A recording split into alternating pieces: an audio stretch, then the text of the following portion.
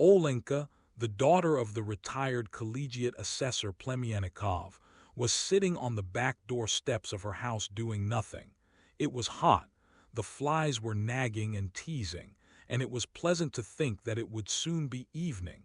Dark rain clouds were gathering from the east, wafting a breath of moisture every now and then. Kukin, who roomed in the wing of the same house, was standing in the yard looking up at the sky. He was the manager of the Tivoli, an open-air theater. "Again," he said despairingly. "Rain again. Rain, rain, rain, everyday rain. As though to spite me. I might as well stick my head into a noose and be done with it. It's ruining me. Heavy losses every day." He wrung his hands and continued, addressing Olenka. "What a life, Olga Semyonovna. It's enough to make a man weep. He works, he does his best, his very best, he tortures himself, he passes sleepless nights, he thinks and thinks and thinks how to do everything just right. And what's the result? He gives the public the best operetta, the very best pantomime, excellent artists, but do they want it? Have they the least appreciation of it? The public is rude. The public is a great bore. The public wants a circus, a lot of nonsense, a lot of stuff. And there's the weather. Look, rain almost every evening. It began to rain on the 10th of May, and it's kept it up through the whole of June. It's simply awful. I can't get any audiences, and don't I have to pay rent? Don't I have to pay the actors?" The next day towards evening the clouds gathered again, and Kukin said with an hysterical laugh, "Oh, I don't care. Let it do its worst. Let it drown the whole theater and me too. All right, no luck for me in this world or the next. Let the actors bring suit against me and drag me to court. What's the court? Why not Siberia at hard labor or even the scaffold? Ha ha ha." It was the same on the third day. Olenka listened to Kukin seriously, in silence. Sometimes tears would rise to her eyes. At last Kukin's misfortune touched her. She fell in love with him. He was short, gaunt, with a yellow face and curly hair combed back from his forehead, and a thin tenor voice. His features puckered all up when he spoke. Despair was ever inscribed on his face. And yet he awakened in Olenka a sincere, deep feeling. She was always loving somebody. She couldn't get on without loving somebody. She had loved her sick father, who sat the whole time in his armchair in a darkened room, breathing heavily. She had loved her aunt, who came from Bryanska once or twice a year to visit them. And before that, when a pupil at the progymnasium, she had loved her French teacher. She was a quiet, kind-hearted, compassionate girl, with a soft, gentle way about her, and she made a very healthy, wholesome impression. Looking at her full, rosy cheeks, at her soft white neck with the black mole, and at the good, naive smile that always played on her face when something pleasant was said, the men would think, "Not so bad," and would smile too. And the lady visitors in the middle of the conversation would suddenly grasp her hand and exclaim, "You darling," in a burst of delight. The house, hers by inheritance, in which she had lived from birth, was located at the outskirts of the city on the Gypsy Road, not far from the Tivoli. From early evening till late at night she could hear the music in the theater and the bursting of the rockets, and it seemed to her that Kukin was roaring and battling with his fate, and taking his chief enemy, the indifferent public, by assault. Her heart melted softly, she felt no desire to sleep, and when Kukin returned home towards morning, she tapped on her window pane, and through the curtains he saw her face and one shoulder and the kind smile she gave him. He proposed to her and they were married, and when he had a good look of her neck and her full vigorous shoulders, he clapped his hands and said, "You darling." He was happy. But it rained on their wedding day, and the expression of despair never left his face. They got along well together. She sat in the cashier's box, kept the theater in order, wrote down the expenses, and paid out the salaries. Her rosy cheeks, her kind, naive smile, like a halo around her face, could be seen at the cashier's window, behind the scenes, and in the cafe. She began to tell her friends that the theater was the greatest, the most important, the most essential thing in the world, that it was the only place to obtain true enjoyment in and become humanized and educated. "But do you suppose the public appreciates it?" she asked. "What the public wants is the circus. Yesterday Vanishka and I gave Faust burlesque, and almost all the boxes were empty. If we had given some silly nonsense, I assure you the theater would have been overcrowded. Tomorrow we'll put Orpheus in Hades on. Do come." "Whatever Kukin said about the theater and the actors," she repeated. She spoke, as he did, with contempt of the public, of its indifference to art, of its boorishness. She meddled in the rehearsals, corrected the actors, watched the conduct of the musicians. And when an unfavorable criticism appeared in the local paper, she wept and went to the editor to argue with him. The actors were fond of her and called her Vanishka and I and the darling. She was sorry for them and lent them small sums. When they bilked her, she never complained to her husband. At the utmost she shed a few tears. In winter, too, they got along nicely together. They leased a theater in the town for the whole winter and sublet it for short periods to a little Russian theatrical company, to a conjurer, and to the local amateur players. Olenka grew fuller and was always beaming with contentment, while Kukin grew thinner and yellower and complained of his terrible losses, though he did fairly well the whole winter. At night he coughed, and she gave him raspberry syrup and lime water, rubbed him with eau de cologne, and wrapped him up in soft coverings. "You are my precious sweet," she said with perfect sincerity, stroking his hair. "You are such a dear." At Lent he went to Moscow to get his company together, and while without him, Olenka was unable to sleep. She sat at the window the whole time, gazing at the stars. She likened herself to the hens that are also uneasy and unable to sleep when their rooster is out of the coop. Kukin was detained in Moscow. He wrote he would be back during Easter week, and in his letters discussed arrangements already for the Tivoli. But late one night before Easter Monday there was an ill-omened knocking at the wicket gate. It was like a knocking on a barrel, boom, boom, boom. The sleepy cook ran barefooted, plashing through the puddles to open the gate. "Open the gate, please," said someone in a hollow bass voice. "I have a telegram for you." Olenka had received telegrams from her husband before, but this time somehow she was numbed with terror. She opened the telegram with trembling hands and read, "Ivan Petrovich died suddenly today. Awaiting prompt orders for funeral Tuesday." That was the way the telegram was written, funeral, and another unintelligible word, propt. The telegram was signed by the manager of the opera company. "My dearest," Olenka burst out sobbing. "Vanishka, my dearest, my sweetheart. Why did I ever meet you? Why did I ever get to know you and love you? To whom have you abandoned your poor Olenka, your poor, unhappy Olenka?" Kukin was buried on Tuesday in the Vagenkov cemetery in Moscow. Olenka returned home on Wednesday, and as soon as she entered her house she threw herself on her bed and broke into such loud sobbing that she could be heard in the street and in the neighboring yards. "The darling," said the neighbors, crossing themselves. "How Olga Semyonovna, the poor darling, is grieving." 3 months afterwards Olenka was returning home from Mass, downhearted and in deep mourning.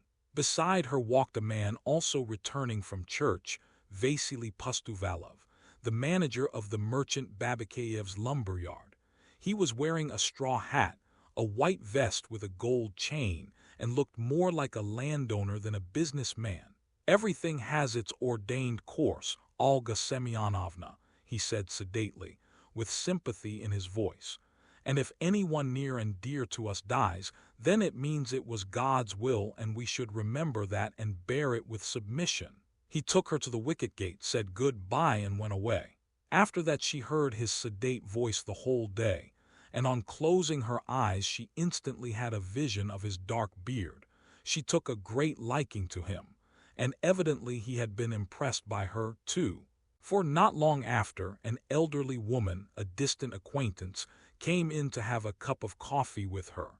As soon as the woman was seated at table she began to speak about Pustovalov, how good he was, what a steady man, and any woman could be glad to get him as a husband. 3 days later, Pustovalov himself paid Olenka a visit.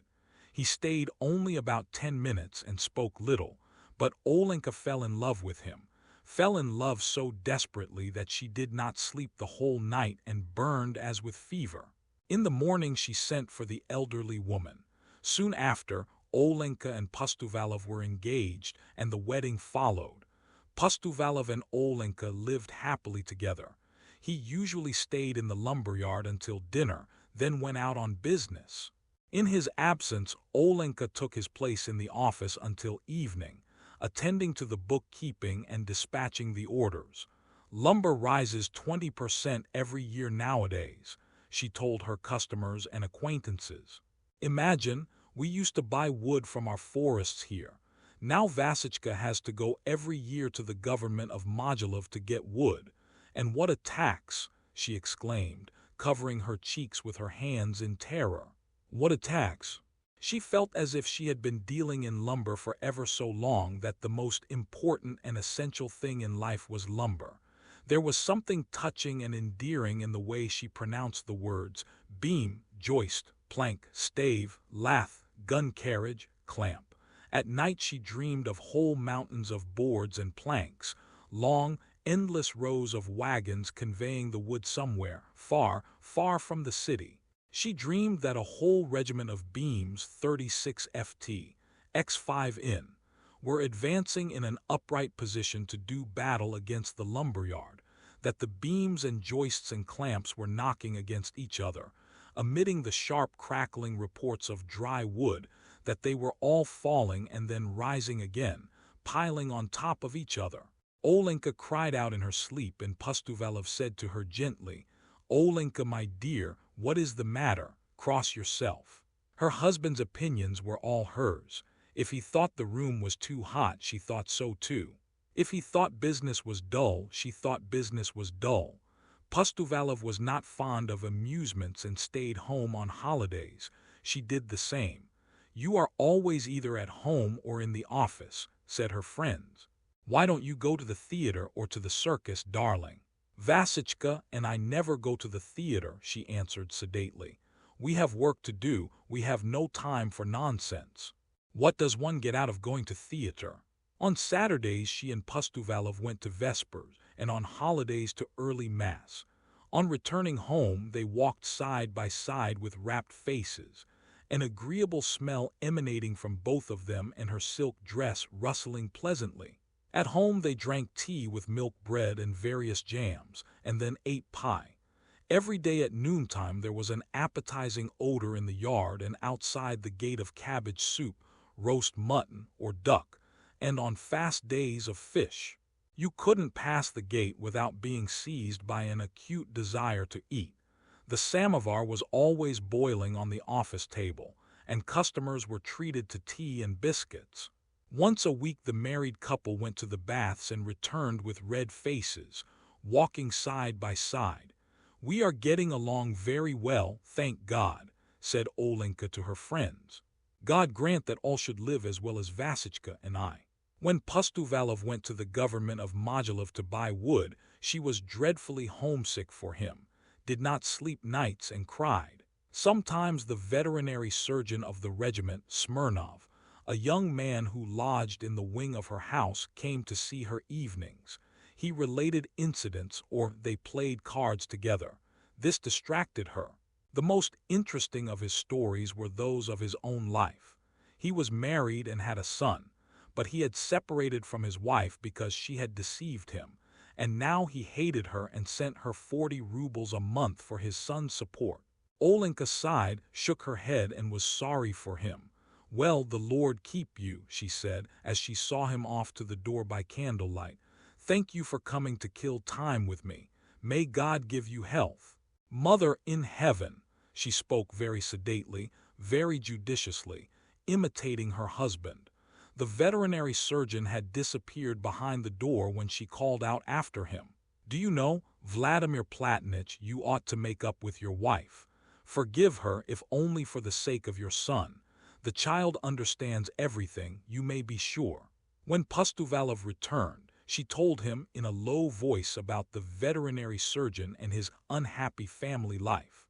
And they sighed and shook their heads and talked about the boy who must be homesick for his father. Then, by a strange association of ideas, they both stopped before the sacred images, made genuflections, and prayed to God to send them children. And so the Pustovalovs lived for full 6 years, quietly and peaceably, in perfect love and harmony. But once in the winter Vasily Andreevich, after drinking some hot tea, went out into the lumberyard without a hat on his head, caught a cold and took sick. He was treated by the best physicians, but the malady progressed and he died after an illness of 4 months. Olenka was again left a widow. "To whom have you left me, my darling?" she wailed after the funeral. "How shall I live now without you, wretched creature that I am? Pity me, good people, pity me, fatherless and motherless, all alone in the world." She went about dressed in black and weepers, and she gave up wearing hats and gloves for good. She hardly left the house except to go to church and to visit her husband's grave. She almost led the life of a nun. It was not until 6 months had passed that she took off the weepers and opened her shutters. She began to go out occasionally in the morning to market with her cook, but how she lived at home and what went on there could only be surmised.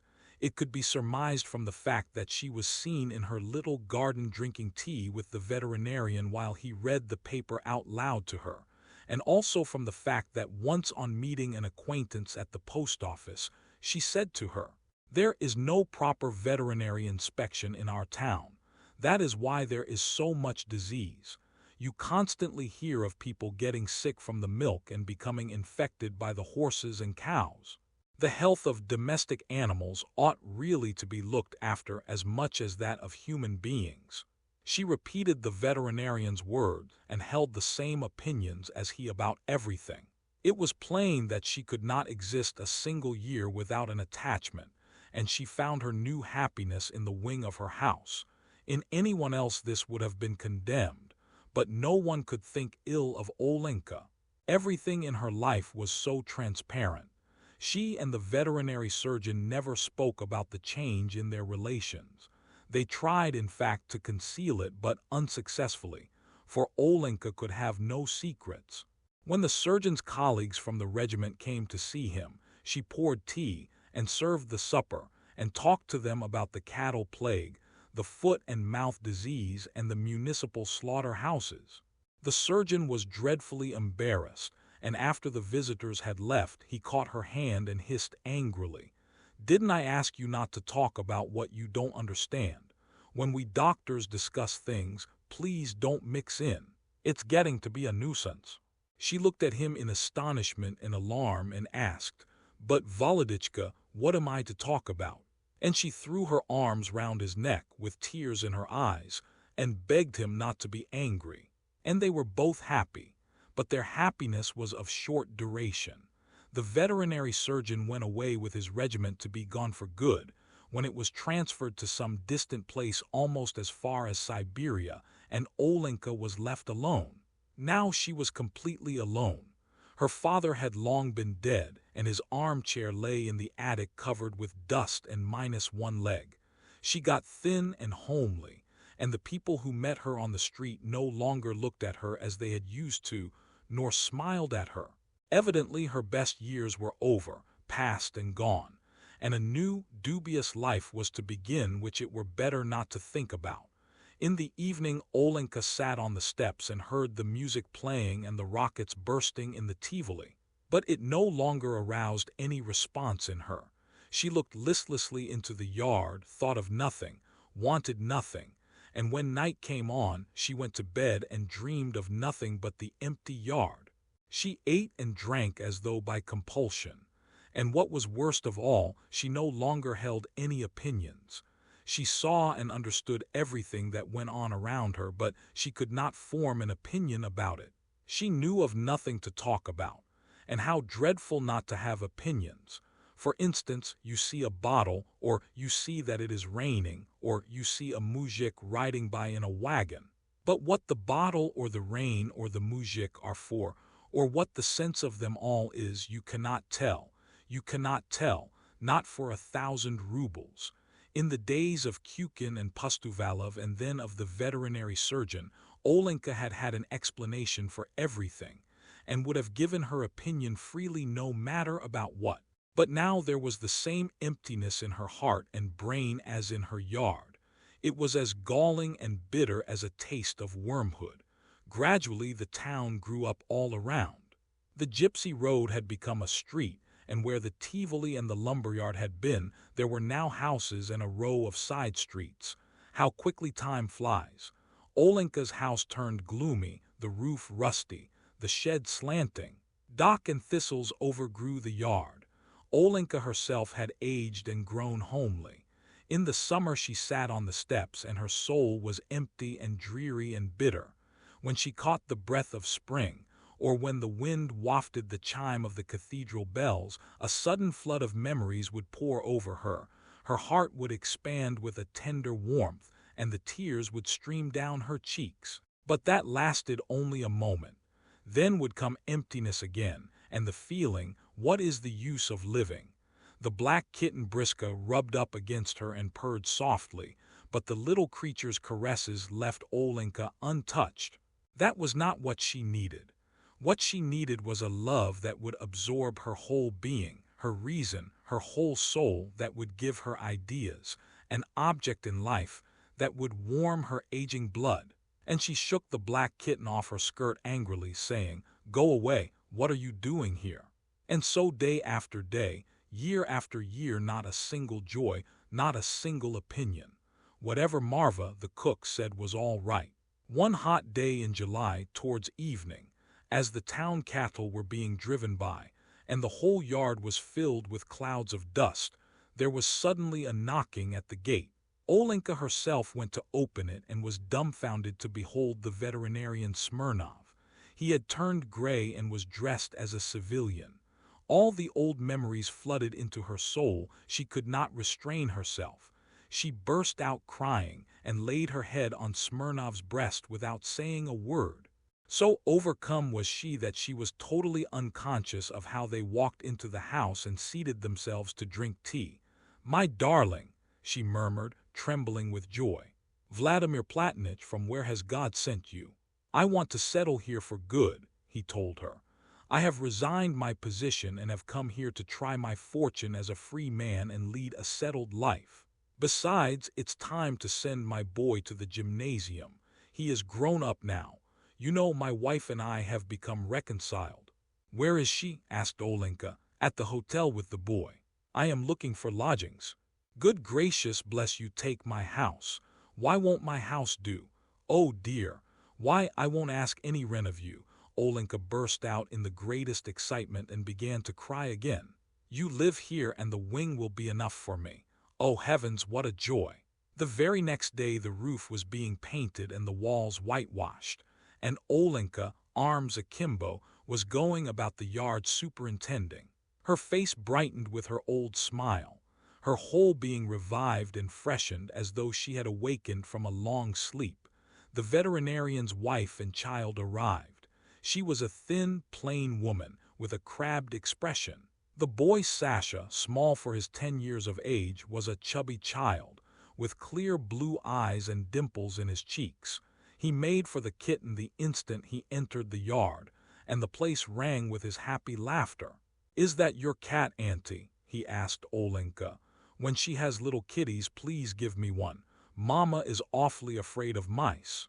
Olenka chatted with him, gave him tea, and there was a sudden warmth in her bosom and a soft gripping at her heart, as though the boy were her own son.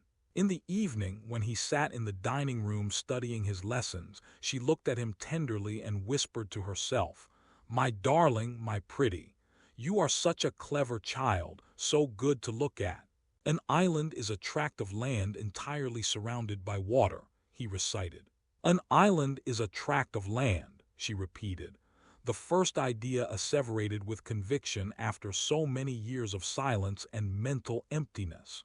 She now had her opinions, and at supper discussed with Sasha's parents how difficult the studies had become for the children at the gymnasium, but how, after all, A classical education was better than a commercial course, because when you graduated from the gymnasium, then the road was open to you for any career at all. If you chose to, you could become a doctor, or if you wanted to, you could become an engineer. Sasha began to go to the gymnasium. His mother left on a visit to her sister in Kharkov and never came back. The father was away every day inspecting cattle, and sometimes was gone 3 whole days at a time, so that Sasha, it seemed to Olenka, was utterly abandoned, was treated as if he were quite superfluous and must be dying of hunger. So she transferred him into the wing along with herself and fixed up a little room for him there. Every morning Olenka would come into his room and find him sound asleep with his hand tucked under his cheek, so quiet that he seemed not to be breathing. What a shame to have to wake him, she thought. Sashenka, she said sorrowingly, get up, darling. It's time to go to the gymnasium. He got up, dressed, said his prayer, then sat down to drink tea. He drank 3 glasses of tea, ate 2 large cracknels and half a buttered roll. The sleep was not yet out of him, so he was a little cross. You don't know your fable as you should, Sashenka, said Olenka, looking at him as though he were departing on a long journey. What a lot of trouble you are. You must try hard and learn, dear, and mind your teachers. Oh, let me alone, please, said Sasha. Then he went down the street to the gymnasium, a little fellow wearing a large cap and carrying a satchel on his back. Olenka followed him noiselessly. Sashenka, she called. He looked round and she shoved a date or a caramel into his hand. When he reached the street of the gymnasium, he turned around and said, ashamed of being followed by a tall, stout woman, "You had better go home, Aunt. I can go the rest of the way myself." She stopped and stared after him until he had disappeared into the school entrance. Oh, how she loved him! Not one of her other ties had been so deep. Never before had she given herself so completely, so disinterestedly, so cheerfully as now that her maternal instincts were all aroused. For this boy, who was not hers, for the dimples in his cheeks and for his big cap, she would have given her life, given it with joy and with tears of rapture. Why, indeed, why? When she had seen Sasha off to the gymnasium, she returned home quietly, content, serene, overflowing with love. Her face, which had grown younger in the last half-year, smiled and beamed. People who met her were pleased as they looked at her. "How are you, Olga Semyonovna, darling? How are you getting on, darling? The gymnasium course is very hard nowadays," she told at the market. "It's no joke. Yesterday the first class had a fable to learn by heart, a Latin translation, and a problem. How is a little fellow to do all that?" And she spoke of the teacher and the lessons and the textbooks, repeating exactly what Sasha said about them. At 3 o'clock they had dinner. In the evening they prepared the lessons together, and Olenka wept with Sasha over the difficulties. When she put him to bed, she lingered a long time making the sign of the cross over him and muttering a prayer. And when she lay in bed, she dreamed of the faraway, misty future when Sasha would finish his studies and become a doctor or an engineer, have a large house of his own, with horses and a carriage, marry and have children. She would fall asleep still thinking of the same things, and tears would roll down her cheeks from her closed eyes, and the black cat would lie at her side purring, "Mrr, mrr, mrr." Suddenly there was a loud knocking at the gate. Olenka woke up breathless with fright, her heart beating violently. Half a minute later there was another knock. A telegram from Kharkov, she thought, her whole body in a tremble. His mother wants Sasha to come to her in Kharkov. Oh, great God! She was in despair. Her head, her feet, her hands turned cold. There was no unhappier creature in the world, she felt. But another minute passed, she heard voices. It was the veterinarian coming home from the club. Thank God, she thought. The load gradually fell from her heart. She was at ease again. And she went back to bed, thinking of Sasha, who lay fast asleep in the next room and sometimes cried out in his sleep, "I'll give it to you. Get away. Quit your scrapping."